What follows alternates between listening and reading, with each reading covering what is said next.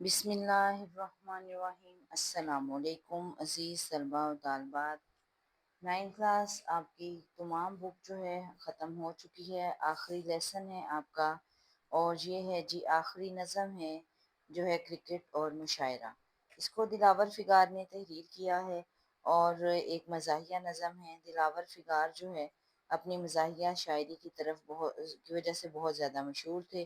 شروع میں انہوں نے بھی کچھ سنجیدہ شاعری کی، لیکن جب انہوں نے کچھ مزاحیہ نظمیں لکھنی شروع کی تو سب نے ان کی اتنی تعریف کی کہ آخر کار وہ مزاحیہ شاعری کی طرف مائل ہو گئے۔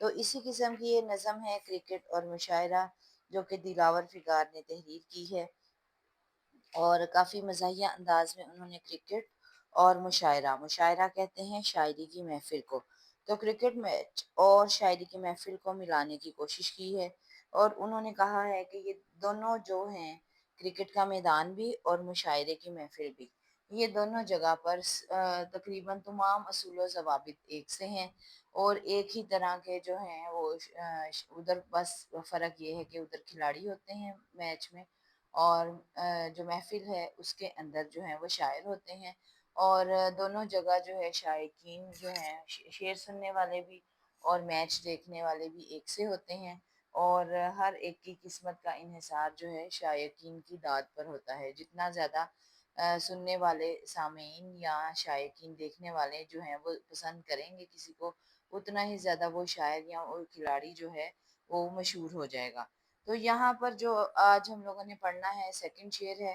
سیکنڈ شعر میں جو ہے وہ لکھا گیا ہے، آپ کو ہم نے پہلے شعر کی تشریح جو ہے وہ ڈیٹیل کے ساتھ کروا دی، اور اس کے ساتھ ہم لوگوں نے شاعر کا تعارف بھی پڑھا تھا ڈیٹیل کے ساتھ۔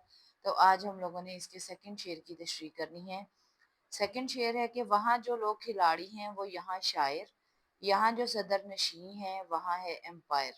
تو آپ کو پتہ ہے کہ امپائر جو ہوتا ہے وہ کرکٹ میں ہوتا ہے اور وہ میچ کا فیصلہ دیتا ہے۔ تو وہ کہہ رہے ہیں کہ وہاں جو کھلاڑی ہیں، یعنی کہ کھیل کے میدان میں جو شخص کھیل کھیل رہا ہے وہ کھلاڑی کہلاتا ہے، اور یہاں پر شاعری کی محفل میں جو شعر پڑھ رہا ہے وہ شاعر کہلاتا ہے، اور شاعری کی محفل میں بھی ایک صدر نشین ہوتا ہے، وہی جب اشارہ کرتا ہے تو شاعر جو ہے اپنی شاعری پڑھنا شروع کرتا ہے، اور اسی طرح کھیل کے میدان میں امپائر ہوتا ہے، اور تمام کھیل کا فیصلہ جو ہے امپائر کے فیصلے پر مبنی ہوتا ہے۔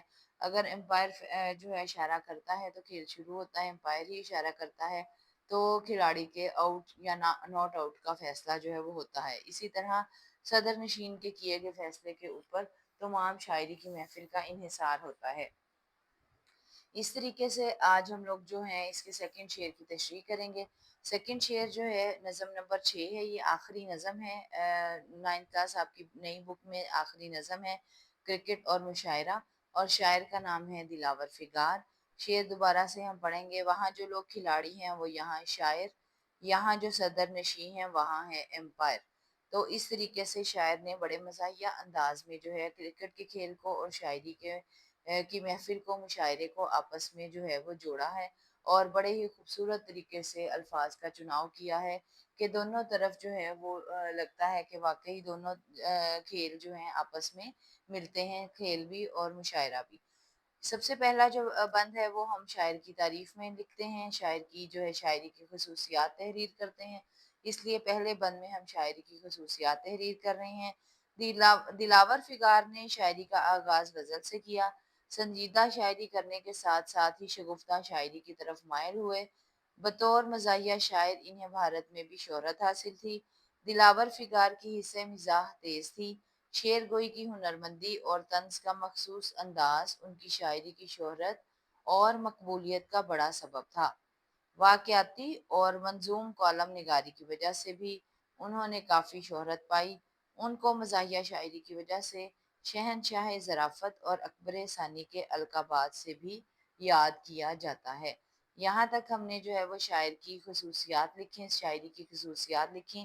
اب ہم اصل شعر کے جو ہے تشریح کی طرف آتے ہیں، جو کہ ہے کہ امپائر اور صدر نشین کے بارے میں، یہ مین شعر جو ہے امپائر اور صدر نشین کے بارے میں ہے۔ تشریح طلب شعر میں شاعر کہتا ہے کہ کرکٹ اور مشاعرہ دونوں ایک جیسے ہی کھیل ہیں، जिस तरह मुशायरे की महफिल में शायर एक दूसरे से बढ़ चढ़ कर शेर सुनाते हैं और दाद वसूल करते हैं और अपने अल्फाज के साथ लोगों के जज्बात और एहसासात से खेलते हैं, इसी तरह क्रिकेट में खेलने के लिए खिलाड़ी होते हैं। बस वो बैट और बॉल से खेलते हैं जो कि छिक्के लगाकर लोगों के दिलों की धड़कनों को तेज करते हैं और बदले में तालियों की गूंज से दाद वसूल करते हैं। क्रिकेट के खेल में एम्पायर होता है जो ना सिर्फ खेल शुरू करवाता है बल्कि नॉट आउट और आउट का फैसला भी एम्पायर की राय पर मुनहसर होता है और एम्पायर के फैसले को ही हतमी समझा जाता है। इसी तरह मुशायरे में एम्पायर का किरदार सदर नशीं अदा करते हैं। सदर का काम मुशायरे का इंतज़ाम संभालना और मुशायरे के आदाब और असूलों का ख्याल रखना है। मुशायरे का आगाज़ भी सदर साहब की इजाज़त से होता है। हर शायर कलाम पढ़ने से पहले सदर से इजाज़त तलब करता है। रेलिवेंट शेर लिखेंगे। हमारे शहर में उर्दू अदब का दंगल है। ये शहर शेर का और शायरों का जंगल है। क्रिकेट में भी तमाम खिलाड़ी एम्पायर के एक इशारे के मुंतज़िर होते हैं और मुशायरे में भी शायर शेर सुनाते हुए दाद तलब करने के लिए बार बार सदर नशीन की तरफ देखते हैं। साहब सदर अगर किसी शेर पर दाद दे तो उसे आला मियार का शेर समझा जाता है। साहब सदर ही ये तय करता है कि महफिल मुशायरा में किस शायर ने सबसे आला पाए की शायरी की है। गोया शायरी का खेल क्रिकेट के खेल से ज़्यादा मुख्तलिफ नहीं है। दोनों के असूल व ज़वाबित और शराइत मुश्तरक हैं। इस तरह क्रिकेट और मुशायरा नज़म जिसको दिलावर फिगार ने लिखा है, एक मज़ाहिया अंदाज में लिखा है।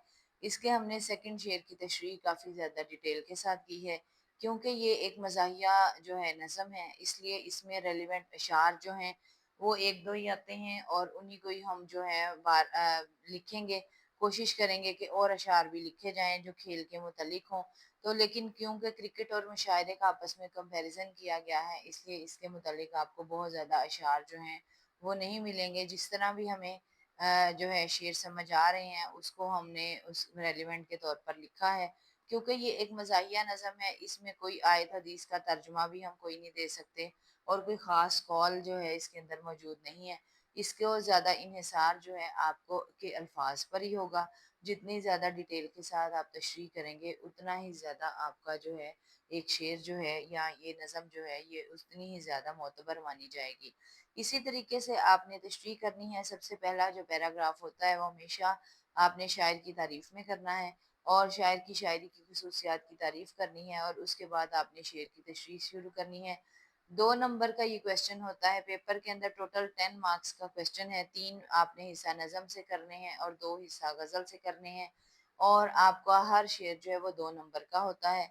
अगर आप तकरीबन 1.5 पेज की तशरीह जो है कर लेंगे और उसके अंदर ही आप कोई शेर भी लिख लेंगे, 1 या 2 शेर भी लिख लेंगे तो आप इंशाल्लाह फिर आपको 2/2 मार्क्स मिल जाएंगे, वरना 1.5 मार्क्स तो लाज़मी मिल जाएंगे। लेकिन ये है कि आपने शेर के अल्फाज को देखते हुए उसी के मुताबिक शायरी करनी है। अब यहाँ पर सदरनशीं और एम्पायर का ज़िक्र है तो आपने मेन फ़ोकस सदरनशीं और एम्पायर को ही रखना है। अब आपने देखा हमने तशरीह में सदरनशीं और एम्पायर का ही कंपैरिजन जो है वो किया है, उन्हीं का मुवाज़ना जो है वो लिखा है।